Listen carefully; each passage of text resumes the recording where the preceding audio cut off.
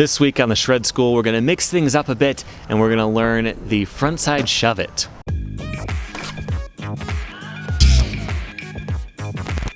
Welcome back to the Shred School, a course where I'm going to teach you the first 12 tricks you need to know on your skateboard. And this week, we're going to learn the frontside shove it, which is a variation of the regular shove it, the backside one that we learned before.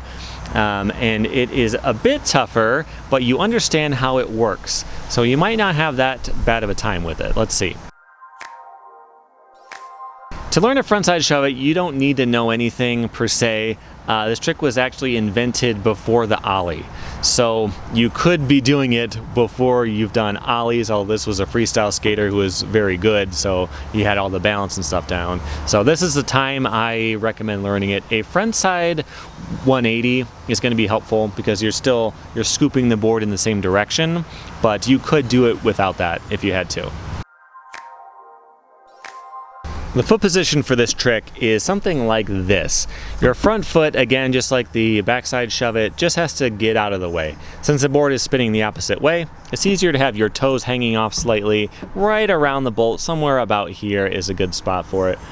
Your back foot you're going to want to put somewhere in this range. Just like you learn with the normal shove it and the pop shove, that you can use slightly different spots.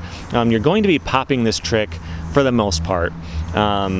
It's kind of complicated. You can learn it completely flat without the pop, but you're going to want to at least do a little bit. It makes it a lot easier.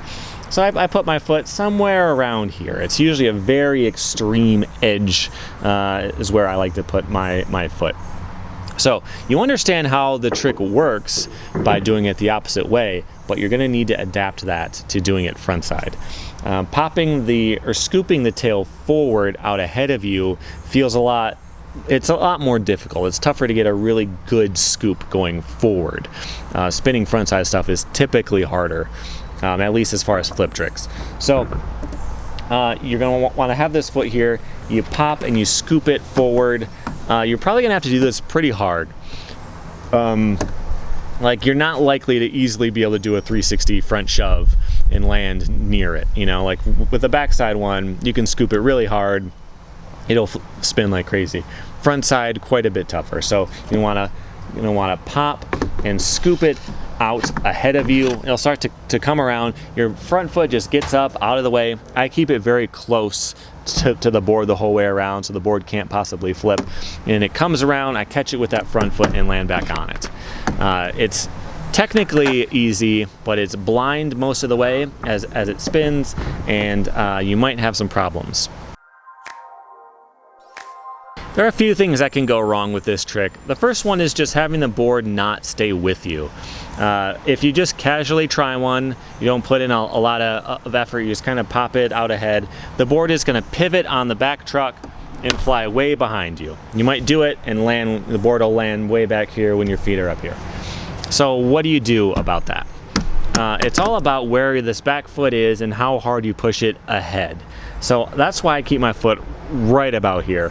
And it's easier even if you dip your heel down. If your heel is below the surface of the tail, you'll get a real hard pop, a real good scoop forward from that. That's something that you really gotta work on because it doesn't come naturally.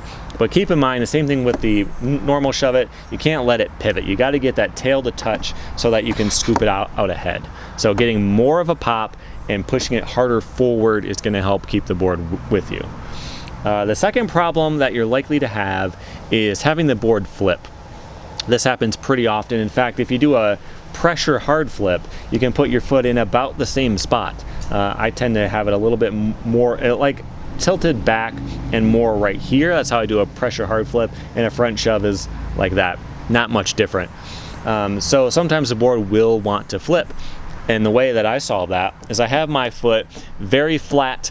I don't curve my toes over because you might get a slight heel flip that way. You just keep this foot flat. As the board pops, that flatness of your foot as it comes up will help it stay straight, make sure it doesn't do that half flip.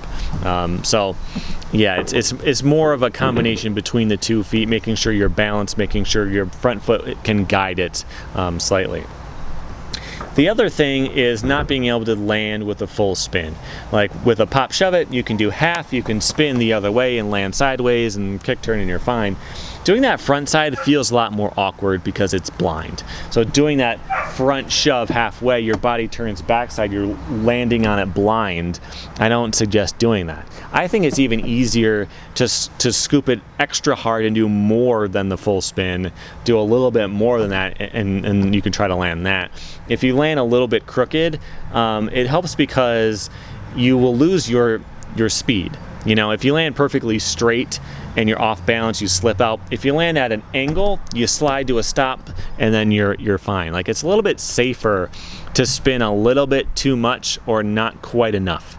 You know, we're talking like 90 to 110%. You don't want to land perfectly straight when you're first trying to learn a trick. I mean, you can, but it's safer if you don't, and you can land and get more comfortable with it, and then you can try to do it more perfectly, you know.